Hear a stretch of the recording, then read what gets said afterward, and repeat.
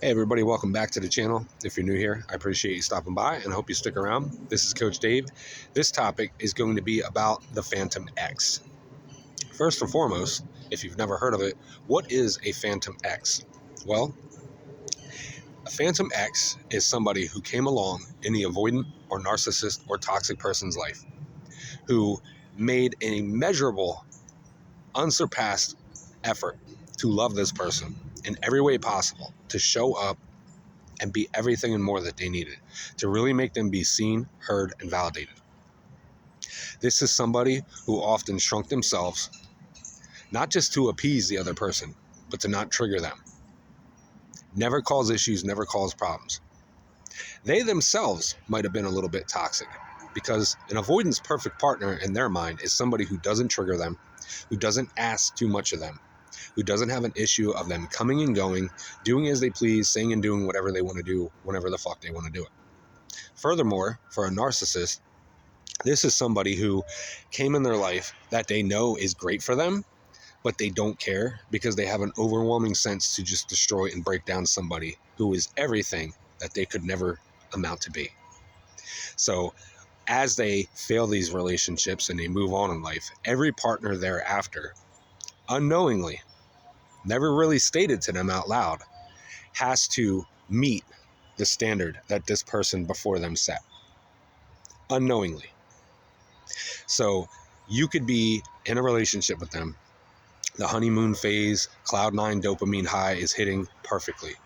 Everything's great because there's no need for them to step up beyond the scope of what is going on right now, where everything is rainbows, unicorns, and butterflies, fluffy cotton candy, and then some, where the rose-colored glasses are on, you both are putting your best foot forward, you are feeling like this is the love of your life, they're feeling the high of it all because it's new and exciting. It's the thrill of the chase. But eventually, it's going to get mundane. It's going to get boring and cumbersome. And they're going to want something more. And if you can't continuously change yourself from week to week to keep topping who you were the week prior and keep having more extravagant events and different things going on in your life and just really wow them time after time after time without ever letting off the gas, eventually that's how they're going to feel. This is just too complacent, too boring, too routine, too mundane. And they'll eventually start seeking validation and attention from somebody else. And oftentimes, even if you exhibit all that stuff that I said, somebody else could look at them when they're not with you and look at them like they're so immaculate, so amazing, so gorgeous, so beautiful, so handsome, whichever have you. And they'll look at that like, oh, look at the admiration that I'm getting. And they're aura farming that. Because again, it's all self-centeredness to them. But when they eventually start entertaining somebody else or running around on you or avoiding and pulling away and, stop doing the things that they did so freely, so often, so easily in the beginning, and or cheating, whatever ends up happening, as soon as you step out of line, so to speak, from the narrative that they are playing, as soon as you question them in any way, shape, or form, as soon as you need them to step up a little bit more or uphold them to, hey, what's going on? You used to do this and this, and now all of a sudden you haven't. And I've noticed and I've let it go for a while, but now, I care and I want to have a conversation with you. As soon as you set that alarm off, as soon as you become needy, clingy, whiny, this is when the Phantom X pops up on their shoulder like a little devil. And they start comparing you to this person. You do not surpass them. They never talked to me like this. They never questioned me like this. They never had a problem with this. And they will use that against you in their mind, justifying why they're going to do what they're doing, why their behavior that they're exhibiting is going on. And they can't muster the words. They can't formulate it. They can't drool or dribble a drop. They can't spit it out to you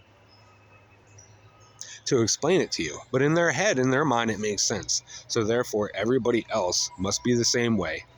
You'll eventually figure it out. You'll be fine because I'm fine and it makes sense and I understand it.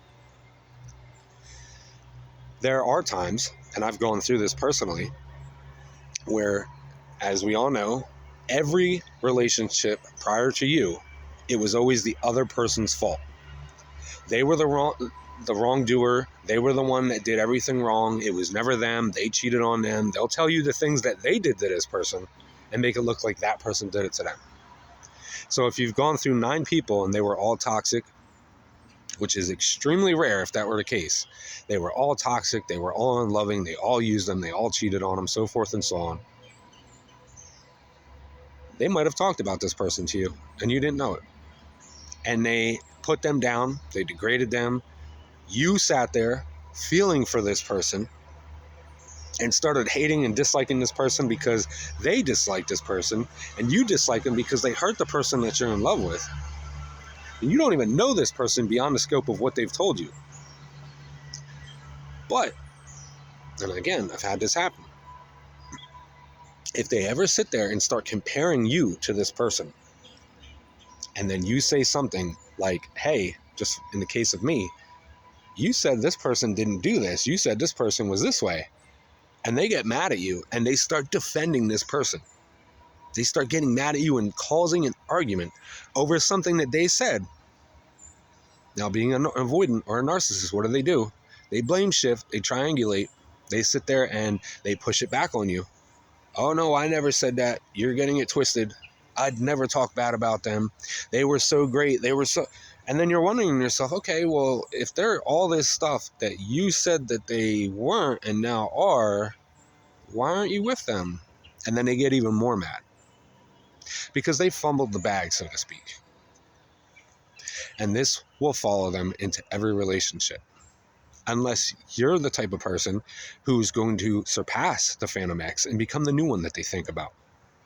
It's generally that they will consider this person and that person and think about them just a little tidbit in those moments where they need to remind themselves what was good about them, because they never self-reflect and think about the bad. So if they're only thinking about the good, they're never going to grow and they're never going to learn. They're never going to break the patterns and routines that set them on this course that they're going on now. When you have somebody that brings somebody into the relationship unknowing to you, that they use as a caliber to gauge you, whether you're going to be able to love them more, talk to them more, give them more freedom and autonomy, whether you're going to not trigger them, all these things. It's very unfair to have somebody keeping score and tabs in their mind with you towards somebody else that you've never met, that they have this overwhelming joy and glee in their head to praise, but it didn't work out. That they have the audacity to badmouth to you in the beginning and put them in that lumped category, but then later on defend and carry the weight of them as if they were worth their weight in gold, and that was the one that got away, so to speak. So this is what the Phantom X is. It is basically to them the one being somebody that doesn't actually exist. I've said this multiple times.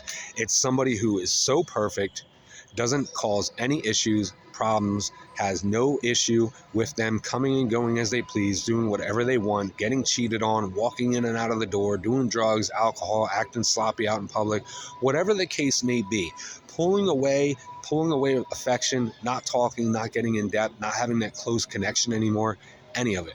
But eventually, no matter how much, just as we know that you give, that you shrink yourself, that you allow them to supersede you and walk all over you and shrink yourself down to nothing and get nothing except breadcrumbs, they'll still end up leaving anyway. And that's on them. That's not on you. So I hope this really defines and clears up what a Phantom X is, what quote unquote the one is that doesn't exist, but they still carry with them. So if you've gone through this, I hope clears that up and really lets you see what you were going through and why that might have happened to you. If you're currently going through it right now, you have a better understanding and grasp, so you can make a more informed decision to hopefully get out of that situation. If you've ever been through it before, you know what I'm talking about, and it's horrible. If you want to share something that helped you, drop it down in the comment box below to help others out so that if they are going through it, they can get out of it. Let them know what helped and worked for you. Or if you think you're going through this, you can try to share and relate. If anybody needs any one-on-one coaching, I've helped so many people out. I'd love to help you too. Head up my main page. I offer it via phone and email. I'd love to help you out. Thank you guys so much for the love, support, likes, comments, subscriptions, and shares, and word of mouth and the one-on-ones. Without you guys, this wouldn't be possible. If you need help with anything that you're going through, if you have a question about something that you previously went through or something that you're going through right now or think that you're going through and you just need a better grasp and understanding, let me know. I'd love to help you out and you could be my next video idea. As always, guys, stay blessed and take care. Catch you in the next one.